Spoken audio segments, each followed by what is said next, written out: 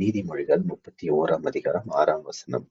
மடிந்து போகிறவனுக்கு மதுபானத்தையும் மனம் கசந்தவர்களுக்கு திராட்சரசத்தையும் கொடுங்கள். இந்த வசனத்தை படிக்கும் பொழுதெல்லாம் எனக்கு ஒரு சம்பவம் எப்பொழுதுமே ஞாபகம் வரும். என்னுடைய குடும்பத்துல சில ஆண்டுகளுக்கு முன்பாக 2 பேர் கலந்துரையாடுறாங்க. 2 பேருமே உறவினர். ஒருவர் ரட்சிக்கப்பட்டவர், இன்னொருவர் ரட்சிக்கப்படாதவர். இந்த ரட்சிக்கப்பட்டவர் ஆண்டவருடைய வசனத்தை பிடிச்சுக்கிறாரு. ரட்சிக்கப்படாதவர் மதுபானம் பழக்கமுடையவர். அவர் ஒரு ஆர்கியூமெண்ட், ஒரு ஒரு வாக்குவாதத்தை உண்டாக்கும்படி இந்த வசனத்தை சொல்லி, மனம் கசந்தவர்களுக்கு மதுபானத்தையும் திராட்சரசத்தையும் கொடுன்னு சொல்லியிருக்கே, வேதத்திலேயே சொல்லியிருக்கே, அப்ப ஏன் நான் குடிக்கக் கூடாது அப்படின்னு கேட்டாரு.